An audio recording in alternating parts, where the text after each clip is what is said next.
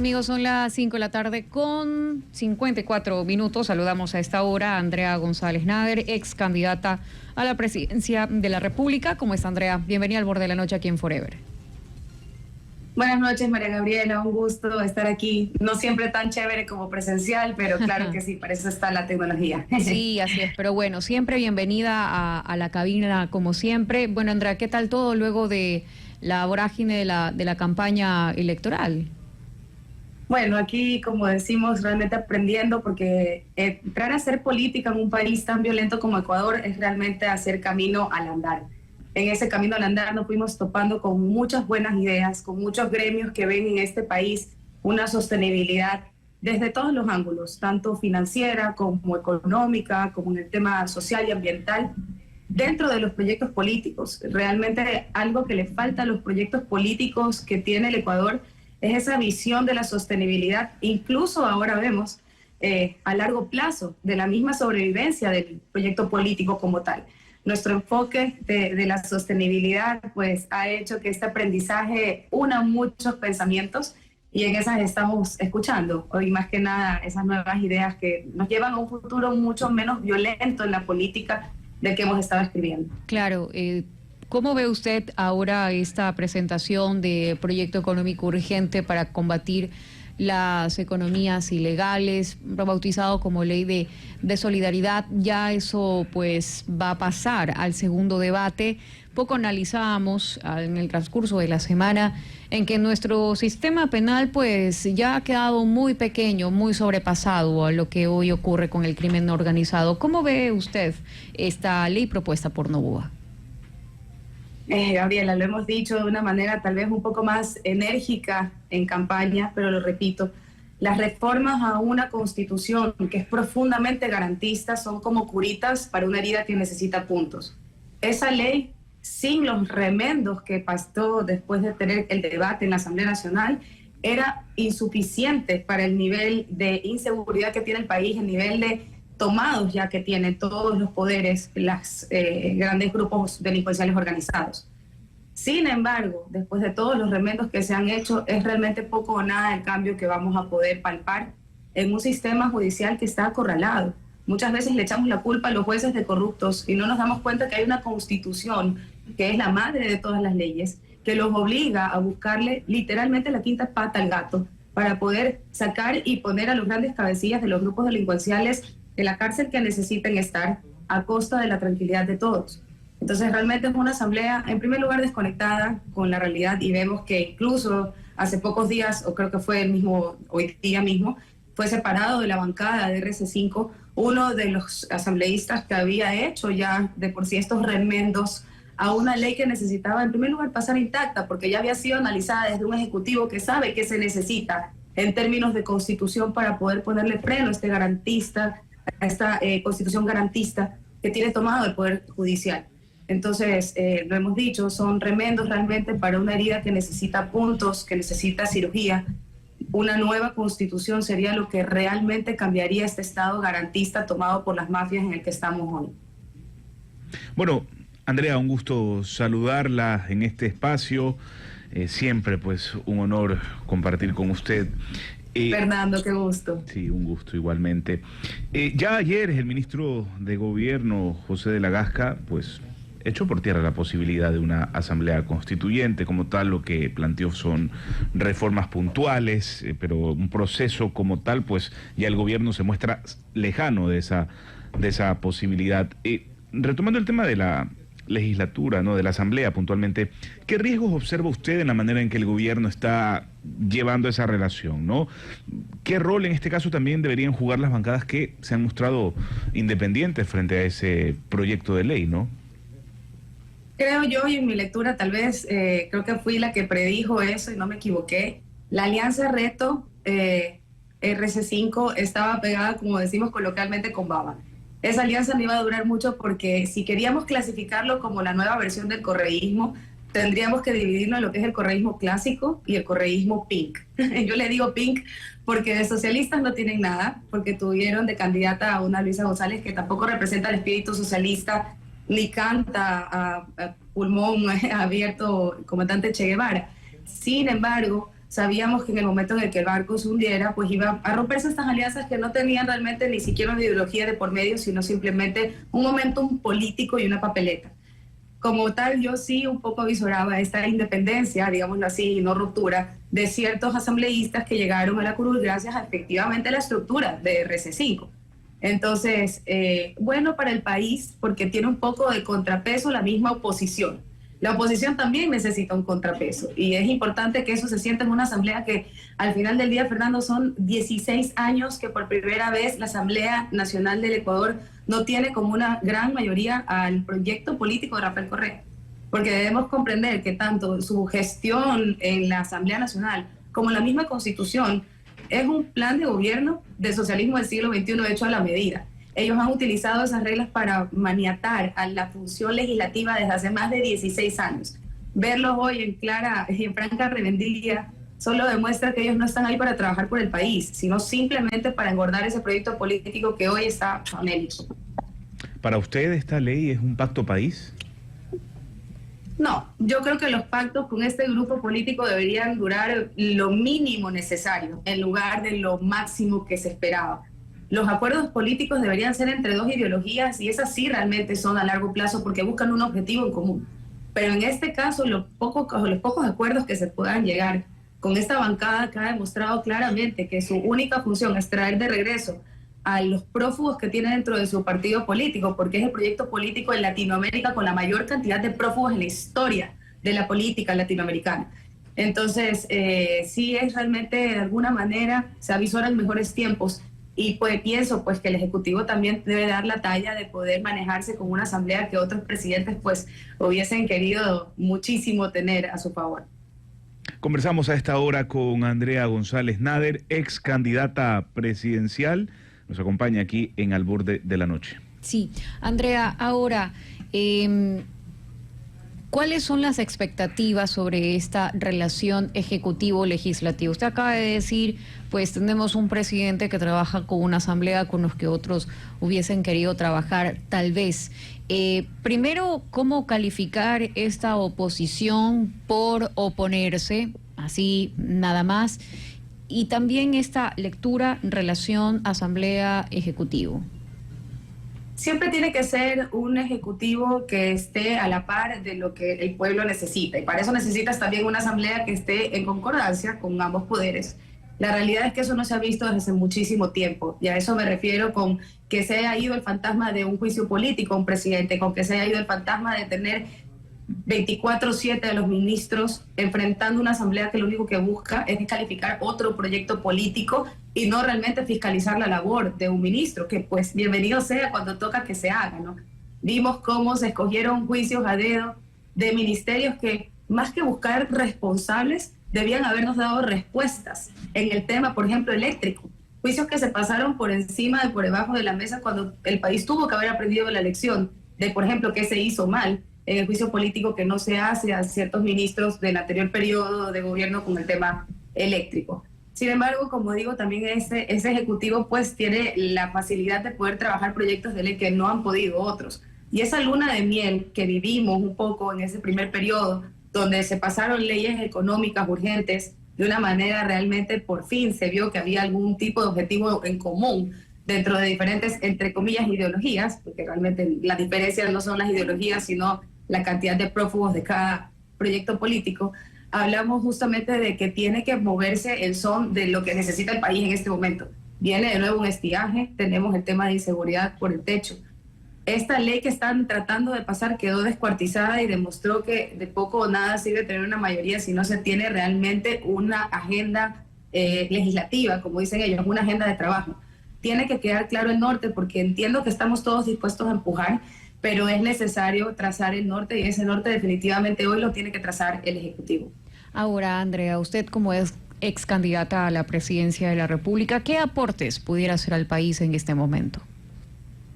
Nosotros siempre hemos dejado nuestro proyecto político sobre la mesa. En realidad todo este proyecto o este plan realmente de salir del subdesarrollo económico que tocaba puntos neurálgicos, como nuestra dependencia del petróleo, como el futuro postpetrolero del Ecuador, son cosas que se han puesto sobre la mesa y hemos sido claros no solo en las ideas, sino en las manos que han ayudado a construir ese proyecto de país que realmente fue la puesta en marcha de una campaña presidencial, probablemente en las crisis políticas más profundas que ha vivido el Ecuador. Esas manos están dispuestas. Creo que tiene que haber un despacho de puertas abiertas. Es importantísimo escuchar. El ego político muchas veces lleva la narrativa del país a puntos que no tienen retorno una vez que cruzas esa barrera. Es necesario hoy hablar de un despacho de puertas abiertas, de una ciudadanía que también sea propositiva. No hablamos de una ciudadanía que realmente se sienta a esperar cómo el gobierno soluciona problemas que al final del día pues, puede solucionar también el ciudadano a través de la propuesta de proyectos que en mi realmente experiencia trabajando en organizaciones no gubernamentales funcionan de manera sostenible cuando está lo civil, lo privado y lo público. Conversamos a esta hora con Andrea González Nader, ex candidata presidencial. Bueno, yo puedo dar fe de que eso del ego político no es cosa de ella, sin duda. Y por ahí va mi siguiente pregunta, ¿no? ¿Ha habido algún acercamiento por parte del gobierno? ¿Usted participaría de manera activa con el gobierno de Daniel Noboa? ¿De pronto la sondearon por ahí para alguna colaboración?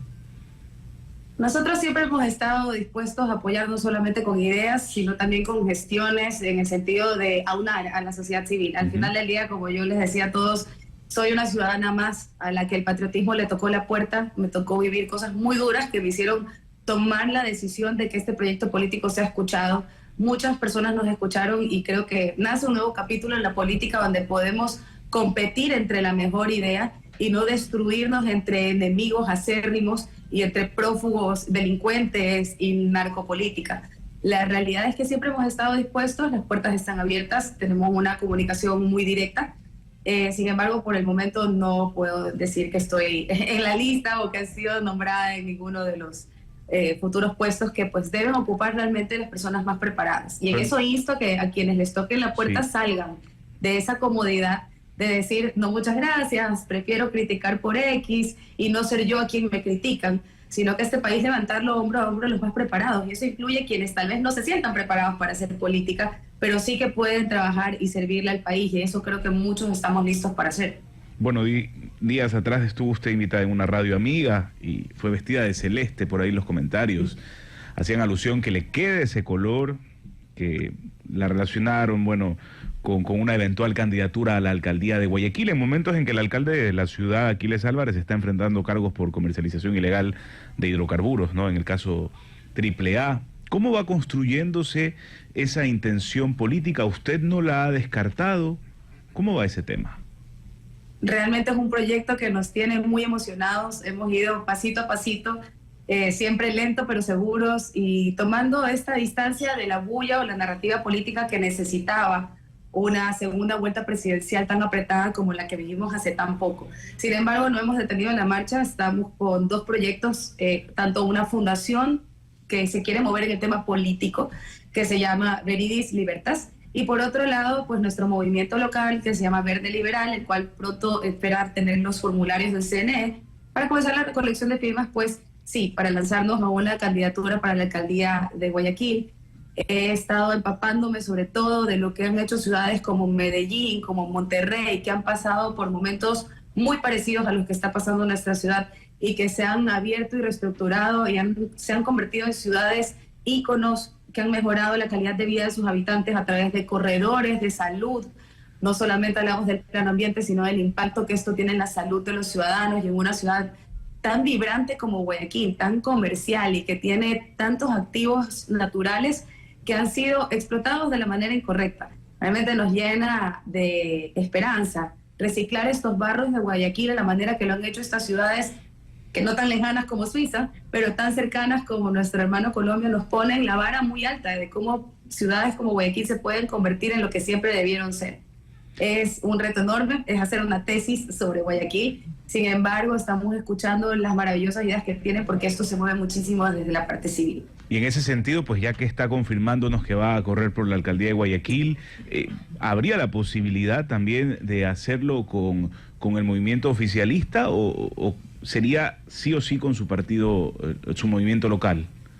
Nosotros siempre vamos a estar abiertos a las alianzas, buscamos una alianza. Sería maravilloso ir con un proyecto que creo que nos alineamos en este nueva capítulo, por así decirlo, que necesita la política ecuatoriana, refrescar la papeleta, como decíamos, y un poco desplazar a lo que llamamos dinosaurios políticos, es parte de lo que nuestra generación, y hablando contigo también, Fernando, yo sé que eres menor, pero también eres parte de los millennials, que está casi en peligro de extinción en la política. Sería maravilloso realmente contar con el apoyo del oficialismo en este renacer de Guayaquil, que debería ser de todos realmente, y hombro a hombro con los guayaquileños que sabemos que somos de raíz de manglar y tan fuertes como la madera de nuestro bosque. Entonces, realmente sería un gusto. Lo hacemos a modo de alianza porque nuestro movimiento local promueve lo verde liberal y queremos también que esta sea una pequeña semilla para que hablemos de un dinamismo entre la economía y lo sostenible también de la parte social, de la parte ambiental.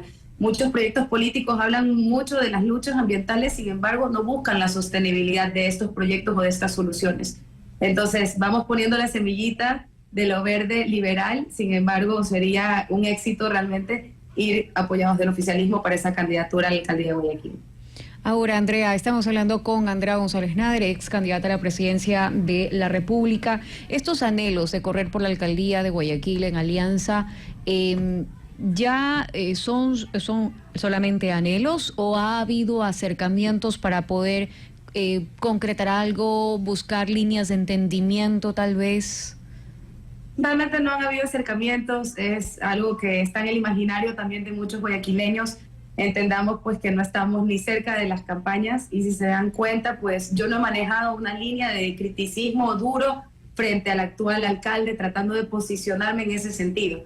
Realmente es una propuesta mucho más propositiva y estamos en este momento más bien recolectando ideas, haciendo lo que se conoce como un think tank, en el cual todos estos guayaquileños estamos poniendo nuestro conocimiento en el tema de sostenibilidad, en el tema movilidad humana, en el tema salud, en el tema el comercio vibrante que tiene que tener una ciudad casi fenicia como Guayaquil. Es emocionante y en este momento es muy temprano para hablar de alianzas. Sabes que la vida política se mueve de una manera huracanada en el Ecuador.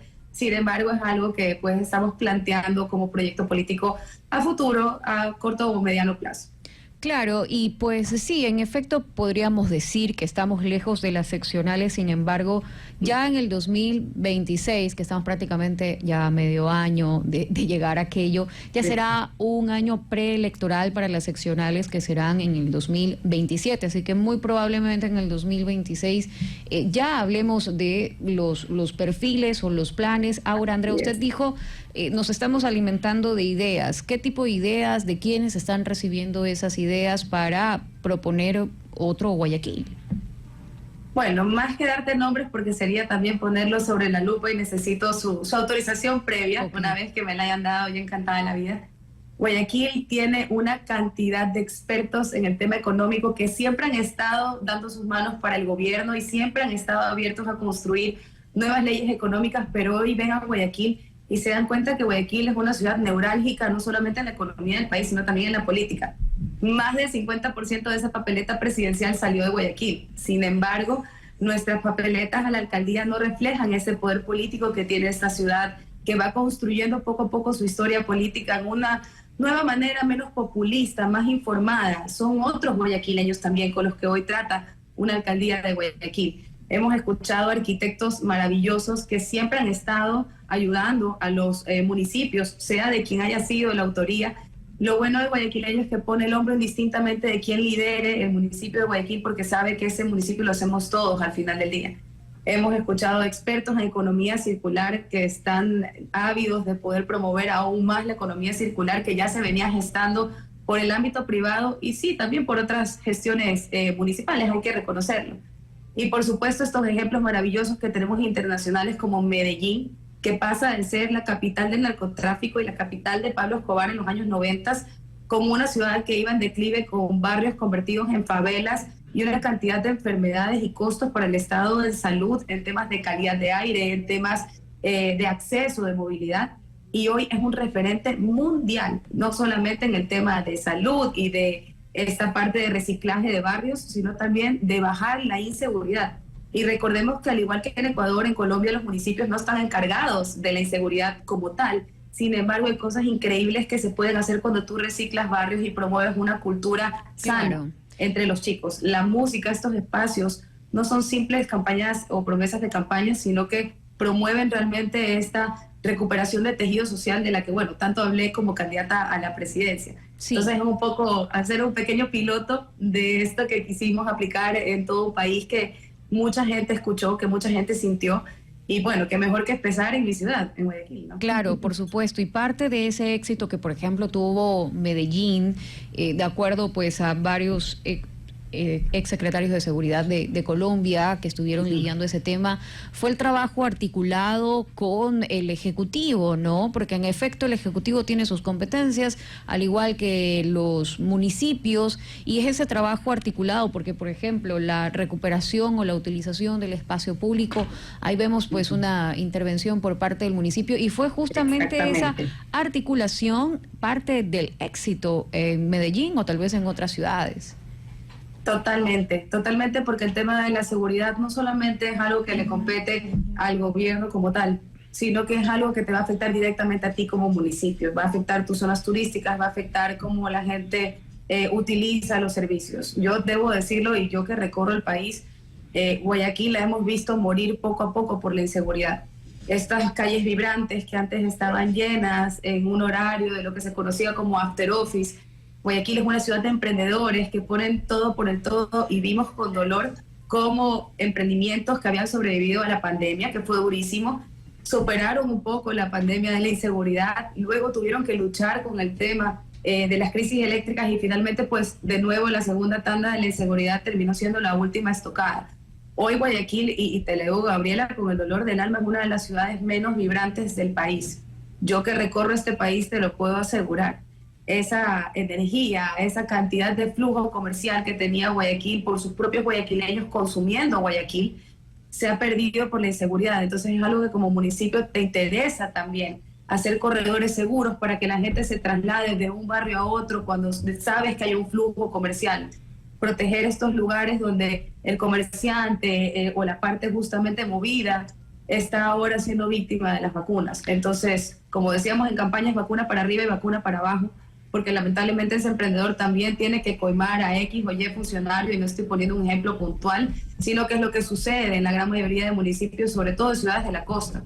Y hay que decirlo como es, porque la realidad es que la gran mayoría de GDOs se han tomado en muchísima mayor medida el territorio costeño que el de la sierra, por condiciones geográficas, por el interés costeño, por miles de cosas que puedo enumerar, pero la realidad es que a los municipios de la costa les interesa muchísimo el trabajo en conjunto con un gobierno que entienda que proteger no solamente la alarma o la alerta o estar ahí cuando sucedió la emergencia, sino que proteger a sus ciudadanos y su movilidad comercial para que esta ciudad no muera en manos, obviamente, del crimen organizado. Andrea González Nader, ex candidata a la presidencia de la República. Una última y breve pregunta ya para ir cerrando este espacio de conversación. ¿Qué la va a diferenciar o qué va a diferenciar a su proyecto político para la ciudad de Guayaquil?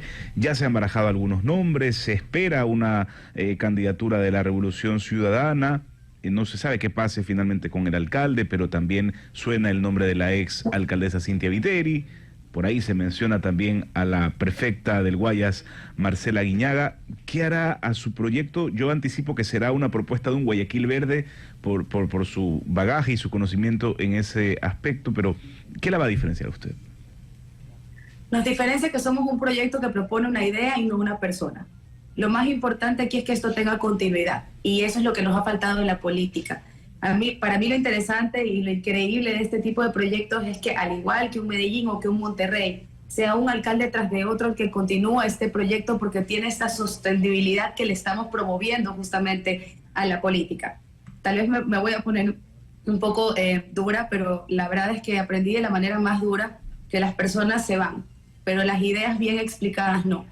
Y como profesora durante 7 años me creo en la capacidad de poder hablarle a un Guayaquil durante una campaña de alcaldía completa y cambiar el chip de cómo nos relacionamos como ciudadanos con nuestro municipio, con nuestras calles, con lo que pasa fuera de nuestra puerta. Creo que podemos inyectar de esa vibra a cada uno de los guayaquileños, y que mañana, indistintamente de quién esté en el municipio, vamos a exigir como ciudadanos y vamos a ser parte de ese cambio que queremos. Entonces, tal vez sí, darle clases a adolescentes a uno le hace sentirse superhéroe, pero creo que este Guayaquil sostenible, este Guayaquil sano, que por supuesto va a recuperar nuestro estero salado, que va a proteger el poco bosque tropical que nos queda. Estos monos maravillosos de los cuales tenemos nuestro nombre y como lo hemos dicho a través de algunas campañas, que sería un Guayaquil sin monos. Mucha gente de la sierra lo toma como que fuera chiste, pero en realidad lo que estoy preguntando es real. Guayaquil tiene una oferta turística maravillosa a nivel de recursos naturales que no ha sido aprovechado. Nuestros abuelos lo vivieron y lo disfrutaron. Somos probablemente la primera generación en perderlo y se lo puede recuperar, y el beneficio económico que el uso de estos recursos naturales bien hecho tiene para una ciudad como Guayaquil es brutal. Guayaquil sin monos no sería Guayaquil. Así gracias. Es como Guayaquil sin el cebollado. Claro, ahí sí me mandan a matar. Muchas gracias, Andrea González Nader, ex candidata a la presidencia de la República, por compartirnos su visión sobre los temas más urgentes en la agenda nacional y también por confirmar en este espacio que sí va a correr por la alcaldía de Guayaquil en el año 2027. Bien, Andrea, muchísimas gracias y éxitos en ese proyecto político en construcción. Un abrazo, chicos, igualmente, y feliz viernes. Igual. Bien, amigos, son las 6 de la tarde con 19 minutos. Vamos a una pausa y volvemos con más.